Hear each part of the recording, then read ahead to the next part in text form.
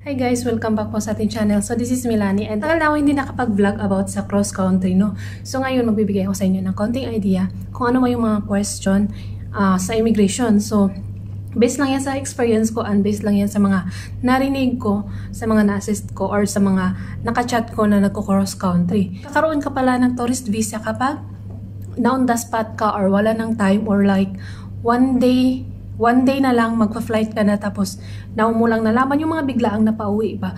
So yun yung bibigyan ng maid-sisi ng tourist visa. So pag tourist visa, ngayon recently ko lang din nalaman na kapag tourist visa, naghihingi pala ang maid-sisi ng picture na white background. Pero kapag employment visa, which is employment visa yung binibigay ng maid-sisi, kapag nagbigay kayo ng 1 week na allowance para may process yung visa niyo bago kayo mag-flight. So halimbawa, ang ibibigay ng maid-sisi sa inyo ay employment visa, hindi po sila maghihingi ng picture na white background. Yan lang yung pagkakaalam ko kasi kinumpare ko kasi sa mga nag-cross country, yung mga employment visa, hindi po naghihingi ang maid-sisi ng picture na white background. Kumukuha sila ng photo ninyo para sa visa, sa passport ninyo. So yun yung ang kaibahan ng tourist visa at employment visa. Ang employment visa guys, 2 months po siya na parang working visa mo dito sa Dubai. So, mas maganda kapag ang pag cross country mo ay hawak mo na visa, ay employment visa kasi mas mabilis lang, walang masyadong question. Kapag tourist visa naman, siyempre may mga question yan. Ano ba yung question kapag tourist visa? Based on my experience. So guys, na-check-in po ako, nakapasok po ako sa immigration. Wala akong question sa immigration kasi pagpasok sa immigration, ang exit ko kasi is going to Philippines. So, hindi siya going to Dubai, no? Na-question ako noong nagpa-transfer na ako ng flight details ko. Yung bag ko, pina-transfer ko na siya sa Dubai. So, doon na yung question sa akin. So, ano ba yung question na binigay? Ano ba yung mga question na tinanong sa akin? Sabi nung staff ng Qatar Airways, kasi Qatar Airways yung airlines ko. Sabi nila, sinong tumulong sa'yo para makapag-transfer ka or para makakuha ka ng tourist visa mo? Sabi ko si mama ko kasi meron akong mama dito. Pero kung wala naman kayong mama or papa or family dito, sabihin nyo lang na cousin ko or pinsan ko, auntie ko, yun yung mga sabihin niyo. And hindi naman siguro sila naghahanap ng proof kasi sa akin hindi naman. So ayun, yun yung isa sa mga question, no? And then meron ka bang return ticket going to Philippines? Pakita mo din yung ticket mo, pero dami ticket lang siya ha. Hindi siya yung original na ticket na going to Philippines. Dami ticket lang po yan na ibibigay ng maid-sisi. So, pakita yes, meron. Meron ka bang insurance? Kung tatanungin, kasi ako tinanong ako kung may insurance ako. So, pinakita ko yung insurance ko. Yun lang naman ang pinaka-importante. Yun lang yung mga question siguro kapag tourist visa ka. Or halimbawa, naka-check-in ka no, tapos na-skip mo yung flight mo. Tatanungin ka, bakit mo na-skip yung flight mo? Kasi may mga ate po na hindi nakalusot. Totoo po yan. Yung isa bago lang, hindi siya nakalusot sa going to Dubai. Kasi galing siyang Lebanon. Shoutout pala kay ate, pero nagpa-process na siya papunta dito sa Dubai ulit. Hindi siya nakalusot kasi from Lebanon, meron siyang stopover going to Qatar. So nung nasa Qatar na siya, while waiting siya sa kanyang flight pa Dubai, or ticket niya pa Dubai, na-skip na niya yung flight niya pa Pinas. So nakaalis na yung aeroplano. Na-timingan kasi na yung staff na napag-anuhan ni ate ng process niya is kabayan. So, tinanong siya, bakit hindi mo nasakyan yung papinas mo? So, nagrason siya na nagkasakit siya or basta na-miss niya yung flight niya, hindi niya nasakyan. So, hindi naniwala yung ground staff, no, na may sakit si ate. Kaya, hindi siya pinaalis, guys. Ang ginawa ng staff na kabayan, binilhan siya ng ticket ulit. Hindi siya binilhan. Binook siya ng ticket pa Pinas. Pero wala na yung bayad kasi ang staff na mismo yung nag-book sa kanila. Sabi ng staff na no, pumunta ka ng Pinas. Umuwi ka ng Pinas.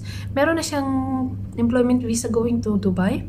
Meron na din siyang ticket going to Dubai pero hindi po siya inallowed nung kabayan natin. So, yun yung mga posibleng mangyari sa atin, no? Hindi tayo makalusot. Pero, pagalingan lang talaga sa question, sa reasoning, pagalingan sa sagot, and then be confident lang lagi sa mga question na ibabato nila sa inyo.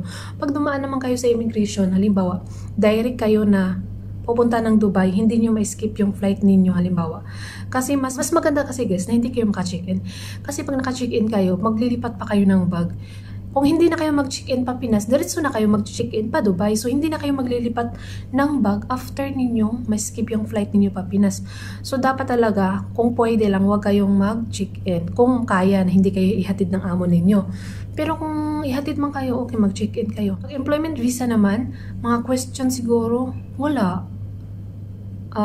Hindi ka naman nahanapan ng return ticket kasi ang reason naman ng pagpunta mo sa Dubai ay employment. Trabaho yung visa mo papunta dito sa Dubai. Siguro kung may mga question lang, sino yung sponsor mo or about lang sa ticket. About lang talaga sa ticket yung mga question niyo or sa visa.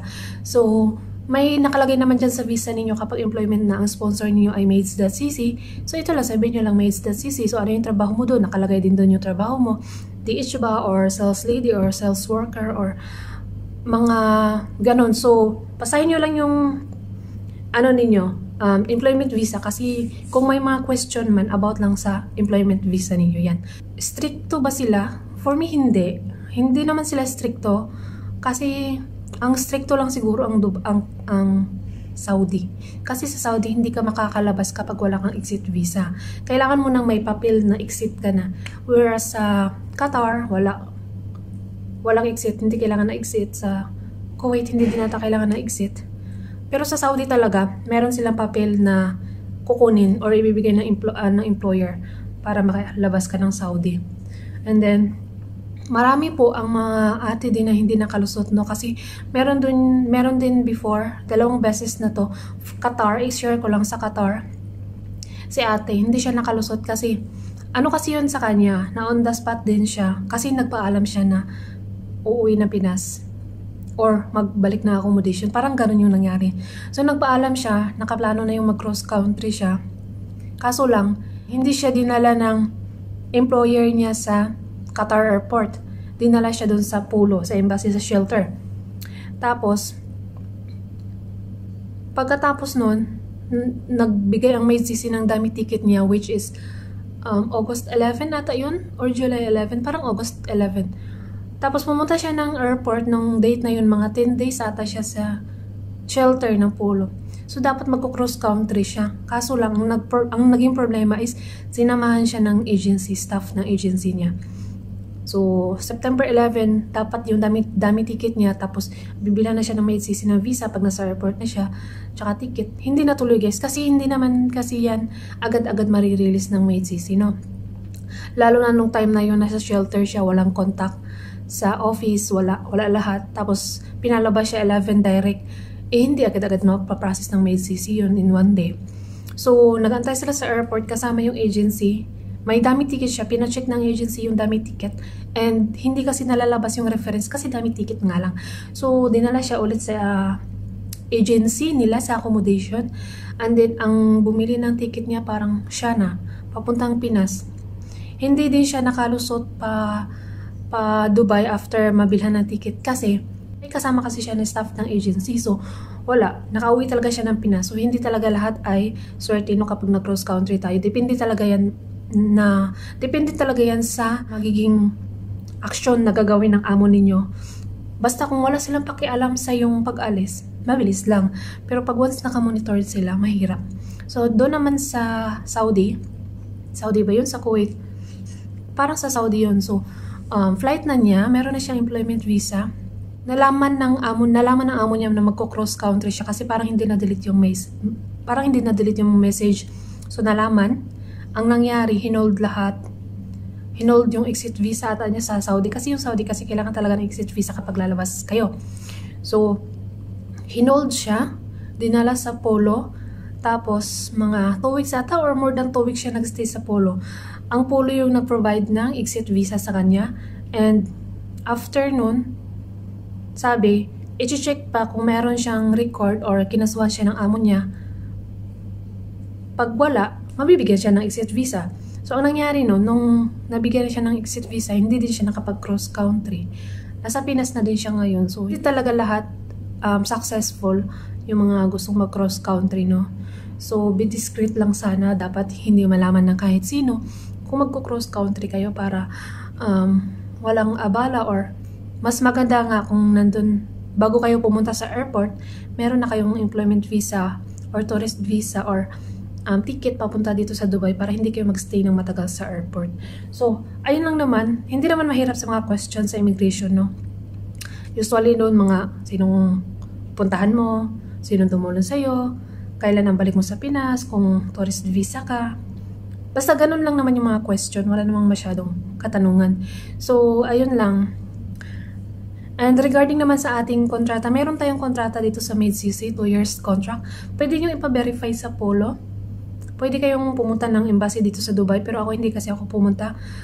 Pero, pwede kayong pumunta, magpa-register sa OWA. Wala tayong OWA. Hindi tayo naka-register sa OWA. Pero, pwede mong ipa-register ng kusa, ganon. So, ayun lang guys, and good luck sa lahat ng mag-cross country.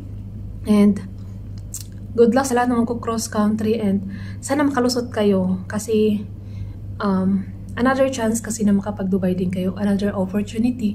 Mas open kasi yung Dubai, guys. And then, ma-experience niyo kung ano ba yung kaibahan ng lokal at ng expat. Pero guys, lagi ko sinasabi sa inyo, hindi po perfect ang agency ko. Hindi perfect ang MaidCC. May mga complaints, may mga reklamo. Pero ang importante kasi dito sa Dubai is legal ka nagtatrabaho, may visa ka. Kasi guys, grabe, ang daming walang papel dito sa Dubai. Pahirapan ang visa dito. Kaya, kung may visa ka dito sa Dubai, may 2 years visa ka, parang, thanks God, may visa ako. Ganon.